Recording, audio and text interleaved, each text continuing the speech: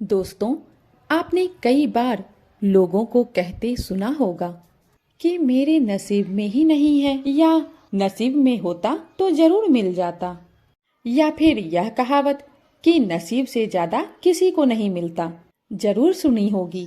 आज मैं नसीब की बात इसलिए कर रही हूँ क्योंकि आज की कहानी नसीब पर ही आधारित है। तो चलिए बिना देर किए ही कहानी को शुरू करती हूँ। एक गांव में बहुत ज्ञानी पंडित रहा करता था और इसी वजह से धनवान भी। पंडित जी का परिवार ज्यादा बड़ा नहीं था।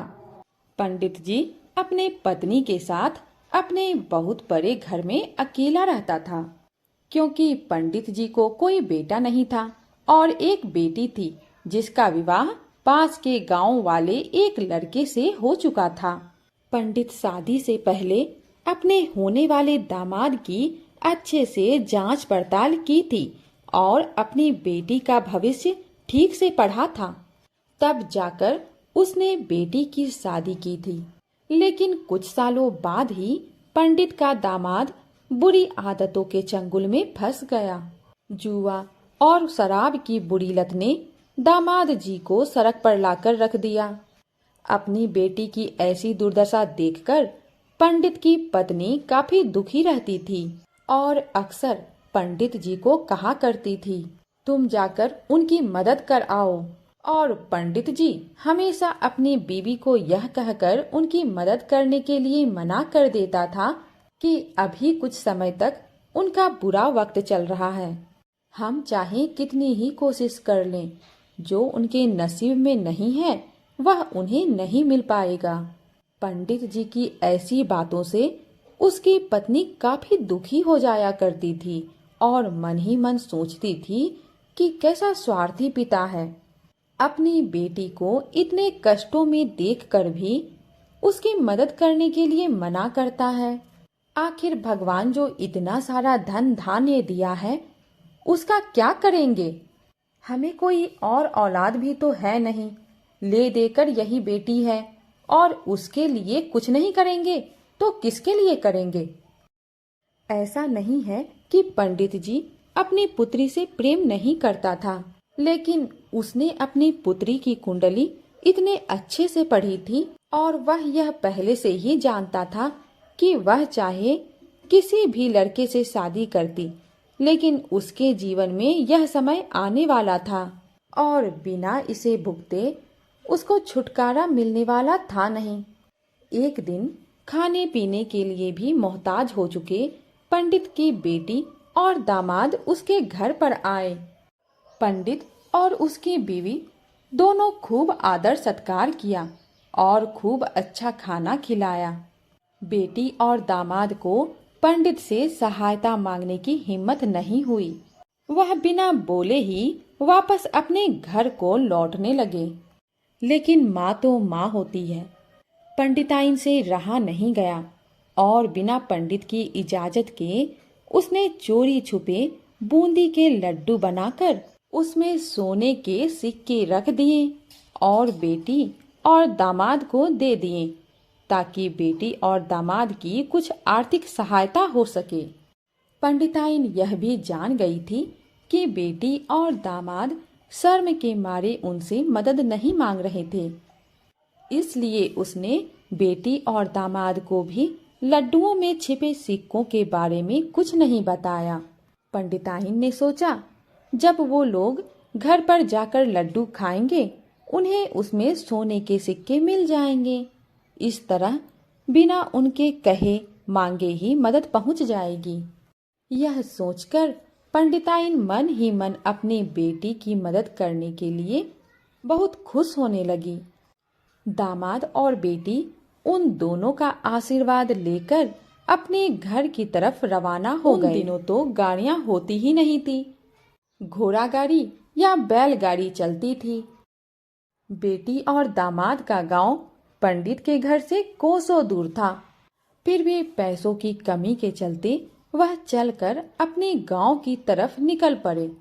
थोड़े दूर चलते ही पंडित की बेटी के पैर में मोच आ गई और अब उसको चलना भी मुश्किल हो गया था।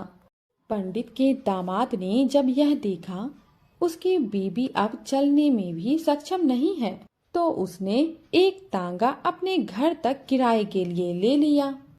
दोनों पति पत्नी बैठकर घर तक पहुंच गए, लेकिन तांगे वाले को देने के लिए उसके पास पैसे नहीं थे। इसलिए पंडिताइन जो बूंदी के लड्डू उन्हें दिए थे वही किराए के तौर पर उस तांगे वाले को दे दिए। तांगे वाला बूंदी के लड्डू को लेकर वहां से चला गया। तांगे वाला अपने घर की तरफ जा रहा था, तब उसे एक हलवाई की दुकान दिखी। उसने सोचा कि थोड़े से बूंदी के लड्डुओं से मेरे घर के लोगों का पेट थोड़ी भरने वाला है। इससे अच्छा मैं इन बूंदी के लड्डुओं को बेचकर उनसे कुछ चावल खरीद लेता हूँ। तांगे वाले ने बूंदी के लड्डू हलवाई को बेच दिए। जिस गांव में वह हलवाई रहता था, उसी गांव में एक आदमी ने अपने घर पर पूजा रखी थी और उसी पंडित को उस पूजा के लिए बुलवाया था। पूजा में लगने वाले प्रसाद के लिए उस आदमी ने उसी हलवाई से बूंदी के लड्डू लिए जहां पर उस तांगे वाले बेचे थे। हलवाई ने भी उस आदमी को तांगे वाले से खरीदे हुए लड्डू ही पहले दिए ताकि वह खराब ना हो जाए, क्योंकि वह जानता नहीं था यह लड्डू कब बने हैं। पूजा खत्म होने पर दक्षिणा और बूंदी के लड्डू लेकर जब पंडित अपने घर आया और खाना खाने बैठा, तो प्रसाद में लाए बूंदी के लड्डू खाते वक्त लड्डू के अंदर से सोने का सिक्का निकला। इस घटना को देखकर पंडिताइन की आंखों से आंसू बहने लगे। पंडित ने पंडिताइन से रोने का कारण पूछा, तो पंडिताइन ने पंडित को सब कुछ बता दिया और पंडित से उनकी बातों पर भरोसा न करने के लिए माफी मांगी। पंडित ने पंडिताइन के आंसू पोंछे और कहा, तुम्हारी तरह मैं भी हमारी बेटी को बहुत प्रेम करता हूँ, लेकिन अगर उसकी हम मदद करते हैं तो दामाद हमसे हमेशा ऐसे ही मदद की अपेक्षा रखेगा और अपनी बुरी आदतों को कभी नहीं छोड़ेगा। पंडिताइन अब पंडित की बातों से सहमत हो गई। 2-3 महीने बीत गए। पंडित के दामाद और बेटी फिर से एक बार उसके घर आए और इस बार उनकी परिस्थिति पहले से बेहतर थी, क्योंकि पिछली बार खाली हाथ जाने के बाद दामाद ने नया काम शुरू किया था और अपनी सारी बुरी आदतें छोड़ दी थी। तो दोस्तों, जो नसीब में होता है वही होता है। क्या आप भी नसीब पर भरोसा रखते हैं या फिर आप उन लोगों में से एक हैं जो अपना नसीब खुद अपने हाथों से लिखना चाहते हैं? तो फिर मिलेंगे एक नई कहानी के साथ। तब तक के लिए बाय बाय।